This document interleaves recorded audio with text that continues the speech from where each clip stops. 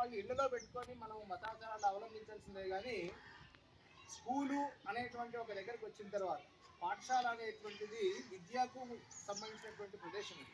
ఇక్కడ మనం మతాలను కులాలను తీసుకొని వచ్చి పిల్లల మీద అంటగట్టేటువంటి ప్రయత్నం చేయడం అనేటువంటిది దౌర్భాగ్యం. అది మనం పిల్లలకు చదువు చెప్పాలి, పిల్లలకు దేశభక్తి నేర్పించాలి. ఆ పనులు వదిలిపెట్టేసేసి మనం ఏం చేస్తున్నాము అంటే ఎవరో ఆ తాత ఈ అవ్వ డ్రెస్సులు వేయించి పిల్లల దగ్గర మనం వ్యవహారాలు చేస్తున్నాం.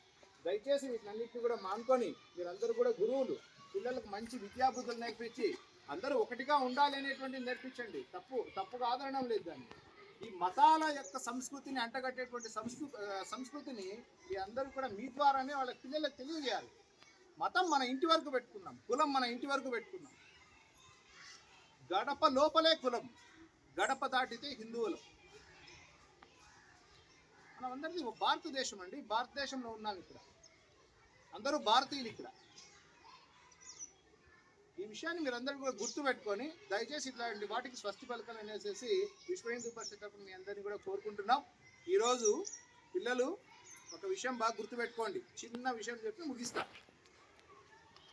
ఒరిస్సా రాష్ట్రంలో గిరిజన ప్రాంతాల్లో అంటే అడవుల్లో ఉండేటువంటి దగ్గర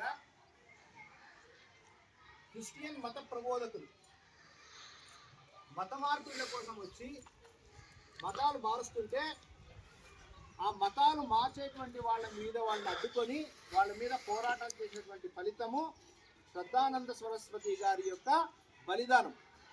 ఎలా జరిగింది అంటే సరస్వతి గారు ఈ విషయంలో చేస్తున్నప్పుడు ఆయన జబ్బు పడితే 27 రోజులు తీవ్రమైనటువంటి జ్వరంతో ఆయన బాధపడుతున్నప్పుడు ఆయనకు శుశ్రూషలు చేసేటువంటి ఒక శిష్యుడు ఉంటాడు.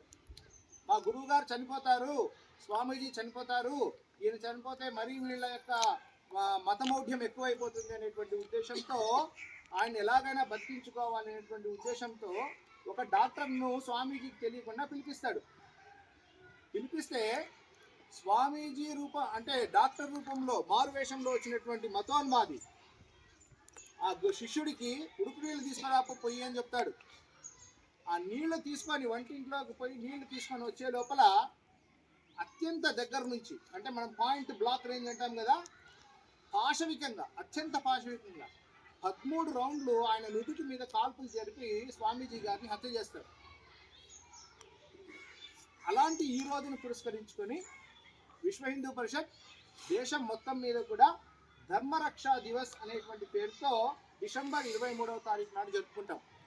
ఇది ఈ వారం రోజుల పాటు కూడా జరుగుతుంది. ఈ రోజు నుంచి డిసెంబర్ 30వ తారీఖు వరకు కూడా మీరు కూడా మీ ఇళ్ళ దగ్గర అయిన తర్వాత మీ ఇళ్లల్లో మీ అమ్మా నాన్నలకు మీ అక్క చెల్లెళ్లకు ఎవరికైనా విషయం తెలియనటువంటి వాళ్లకు ఈ విషయం తెలియజేసి ఆ పని చేయడం చూడాలి. మనం దేశాన్ని రక్షించుకునేటువంటి పని చేయాలి. మనం దేశం చాలా క్లిష్ట పరిస్థితుల్లో ఉంది.